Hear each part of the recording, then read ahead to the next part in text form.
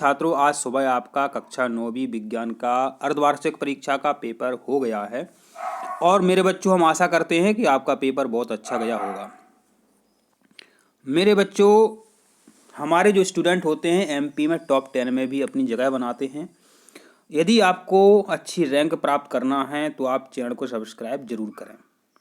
देखिए, यहाँ पर आपसे विज्ञान में पहला प्रश्न पूछा गया था कि ठोस का सीधे गैस में बदलना कहलाता है ऊर्ध्वपातन। आपको इसका आंसर क्या लगाना था? ऊर्ध्वपातन। आपसे दूसरा प्रश्न इन्होंने क्या पूछा था कि विलयन का वह घटक जो अधिक मात्रा में उपस्थित होता है कहलाता है विलायक। यहां आपको मेरे बच्चों विलायक आंसर कॉपी में सही लिखना था। देखिए, जिस बच्चे का पेपर है उसने दोनों ही आंसर गलत लगाए हैं। यदि यह छात्र हमारे वीडियो देखता तो पूरे में से पूरे 80 में से 80 अंक वो प्राप्त कर सकता था। प्रश्न नंबर 3 में पूछा गया है ओजोन का परमाणु है, तो इसका सही आंसर है मेरे बच्चों 3, क्योंकि ओजोन का जो संकेत होता है वो O3 होता है। क्या होता है? O3 होता है। अगला प्रश्न आपसे पूछा गया है कि परमाणु का धनावेशित भाग होता है, तो मेरे बच्चों यहां परमाणु का धनावेशित भाग पूछा था, इसलिए इसका आंसर है प्रोटॉन। मेरे बच्चों, एक भी प्रश्न का आंसर हमारे वीडियो से बाहर नहीं होता है, इसलिए आप चैनल को सब्सक्राइब जरूर करें। कोशिकांग, कोशिका का विद्युत ग्रह कहलाता है, माने बिजली घर कहलाता है, तो इसका आंसर क्या है? माइटोकॉन्ड्रिया। ठीक है। फिर 6वें नंबर पर आपसे पूछा गया था कि निम्नलिखित में कौन सा एक सरल स्थायी ऊतक है? ठीक है, तो इसका आंसर आपको लगाना था पेरेनकाइमा।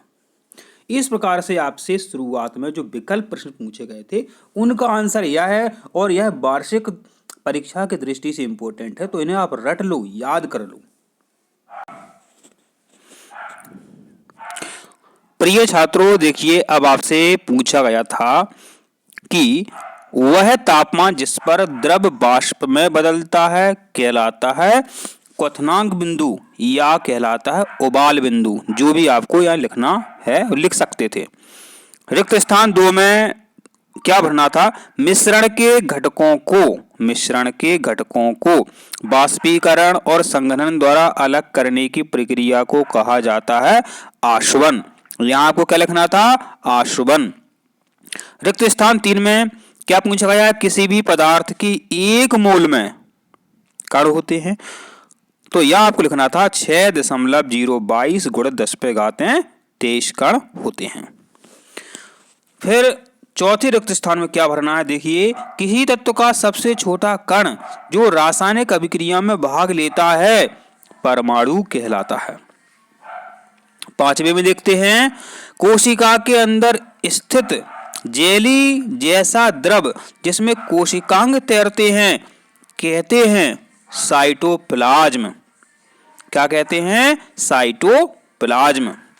और 6वां जो रिक्त स्थान है, पौधों की वृद्धि केवल कुछ विशेष क्षेत्रों में ही होती है जिन्हें कहा जाता है विभाज्योतक ऊतक।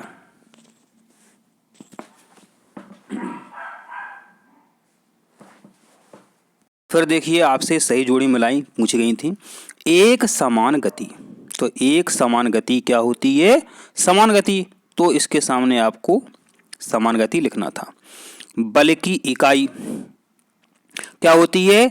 kgm प्रति सेकंड स्क्वायर, तो इसके सामने आपको आ वाला उत्तर लिखना था। न्यूटन की गति का द्वितीय नियम क्या होता है? तो ए होता है F = ma, तो इसके सामने आपको क्या लिखना था? F = ma। संवेग माने p बराबर होता है mv। m माने द्रव्यमान और v माने वेग मान या गति, तो इसके सामने आपको ई वाला उत्तर लिखना था। कार्य 0 होता है, कार्य जो है आपका 0 कब होता है? 90 डिग्री पर बल एवं विस्थापन हो, तो कार के सामने आपको क्या लिखना था, दा वाला उत्तर। ठीक है, फिर धनात्मक कार। धनात्मक कार तब होता है जब उसी दिशा में बल लगाते हैं, तो जो सा वाला उत्तर है, तो छठवें के सामने आपको सा वाला उत्तर लिखना था। अब देखिए, एक शब्द या एक वाक्य में आपसे पूछे गए हैं, उस प्रक्रिया का नाम बताइए जिसमें द्रव क्वथनांक से नीचे वाष्प में बदलता है। तो इसको कहते हैं बाष्पीकरण। एक का उत्तर है बाष्पीकरण।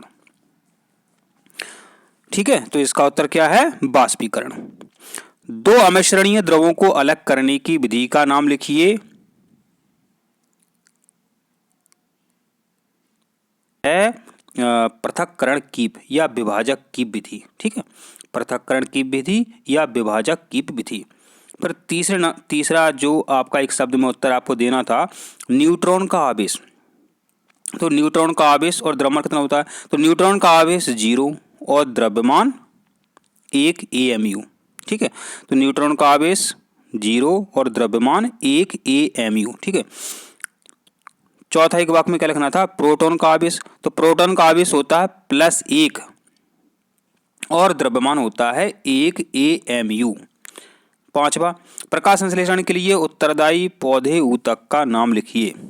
तो इसका उत्तर आपको लिखना था सरल पेरेन्काइमा या पैलिसेड पेरेन्काइमा।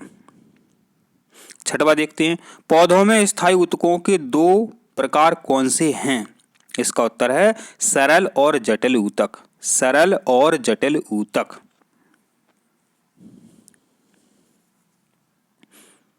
यदि इंग्लिश में आप लिखना चाहते थे तो लिखना था आपको सिंपल एंड कॉम्प्लेक्स टिश्यू, मतलब सरल और जटिल ऊतक। आशा करते हैं आपको वीडियो समझ में आया है।